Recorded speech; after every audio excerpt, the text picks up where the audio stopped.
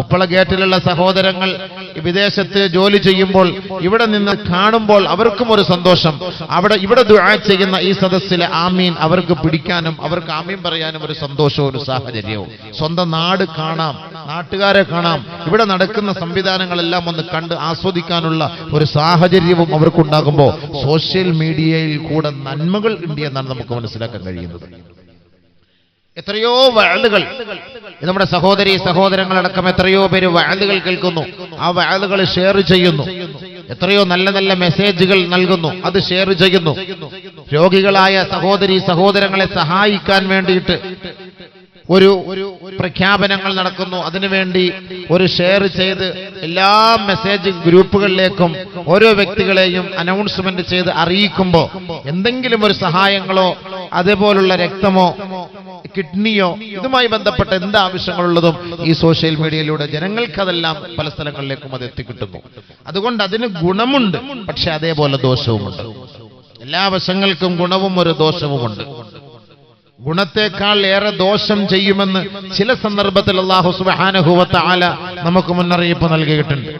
നമുക്ക് ഗുണമുണ്ട് എന്ന് നൽകുന്നത്, നമുക്ക് ഗുണമുണ്ട് എന്ന് അറിയുന്നത്, അത് ചിലപ്പോൾ അത് ദോഷമായി നമുക്ക് ഭവിച്ചേക്കാം.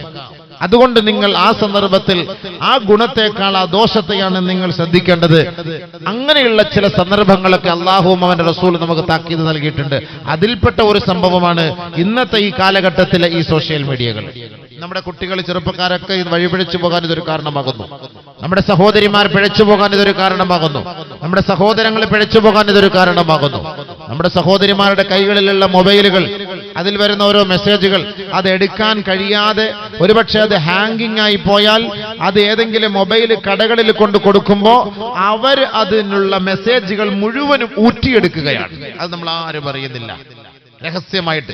അതുകൊണ്ട് ഞാൻ എല്ലാ പ്രഭാഷണങ്ങളിലും പറയും, നമ്മുടെ സഹോദരിമാർ മൊബൈൽ നമ്മൾ കടകളിൽ കൊണ്ട് കൊടുക്കരുത്, അത് കേടായി പോയാൽ.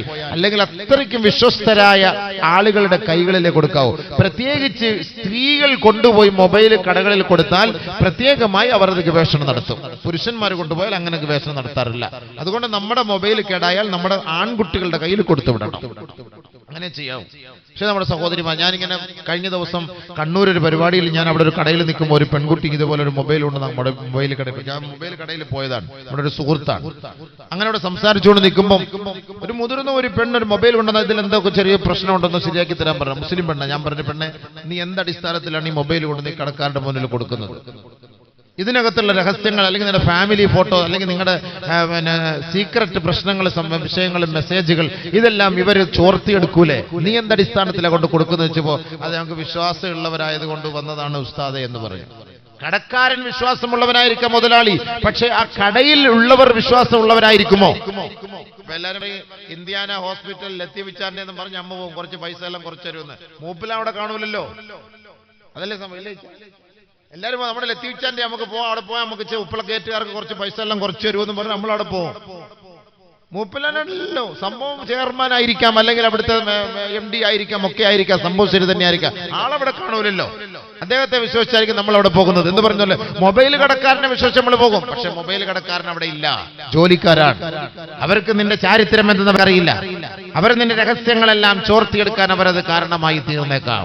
അതുകൊണ്ട് ബഹുമാനമുള്ള സഹോദരി സഹോദരന്മാരെ, മൊബൈൽ കൊണ്ട് നമുക്ക് ധാരാളം ഗുണങ്ങളുമുണ്ട്, ധാരാളം ദോഷങ്ങളുമുണ്ട്. ഇന്ന് നമ്മുടെ കാലഘട്ടത്തിൽ നമ്മുടെ ചെറുപ്പക്കാരായ കുട്ടികളുടെ കൈകളിൽ നമ്മുടെ മൊബൈൽ നമ്മൾ ഒഴിവാക്കണം. ഞാൻ ഈ അടുത്ത സമയത്ത്, കഴിഞ്ഞ ദിവസം ഞാനിവിടെ കാസർഗോഡ് ജില്ലയിൽ നമ്മുടെ നെല്ലിക്കുന്ന് പ്രഭാഷണത്തിന് ഞാൻ വന്നു.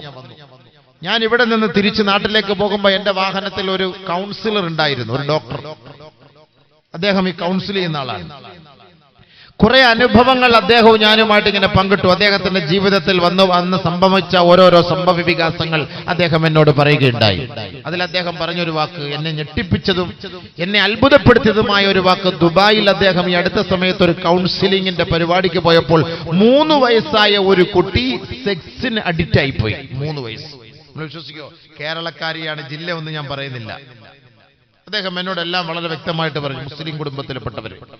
3 വയസ്സായ കുട്ടി, ആ കുട്ടിയുടെ കയ്യിൽ ഉമ്മയും ഉപ്പയും മൊബൈൽ കൊടുത്തു കളിക്കാൻ. നമ്മുടെ കുട്ടികളുടെ കയ്യിൽ മൊബൈൽ കൊടുക്കും, ഗെയിം കളിക്കട്ടെ എന്ന് പറഞ്ഞിട്ട് മൊബൈൽ കൊടുക്കും. ഇന്നത്തെ കൊച്ചു കുട്ടിയുടെ കയ്യിൽ നിങ്ങൾ മൊബൈൽ എടുത്തു നോക്ക്, കറക്റ്റായിട്ട് അത് എടുക്കും, അതിന്റെ മെസ്സേജുകൾ എടുക്കും, നമ്മളെ കോൾ ചെയ്യും. നമ്മുടെ കുട്ടികൾ 2 വയസ്സ് 3 വയസ്സുള്ള കുട്ടികളാണ്, മൊബൈൽ കൊടുത്തു നോക്ക്. ഉപ്പാന്റെ മെസ്സേജുകൾ എടുക്കുന്നത് കുട്ടികളാണ്.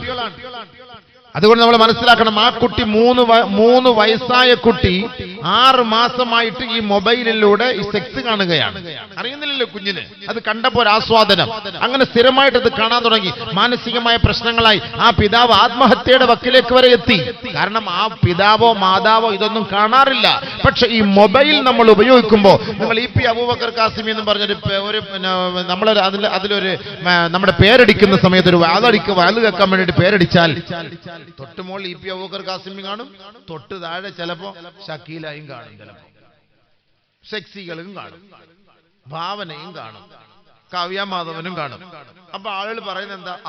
EP ഉസ്താദ് കാവ്യ മാധവൻ ഒരുമിച്ചിരുന്നു, EP ഉസ്താദ് മീര ജാസ്മിൻ ഒരുമിച്ചിരുന്നു, EP ഉസ്താദ് ഷക്കീലായി ചേർന്ന് നിൽക്കുന്നു. അങ്ങനല്ലേ പറയുള്ളൂ.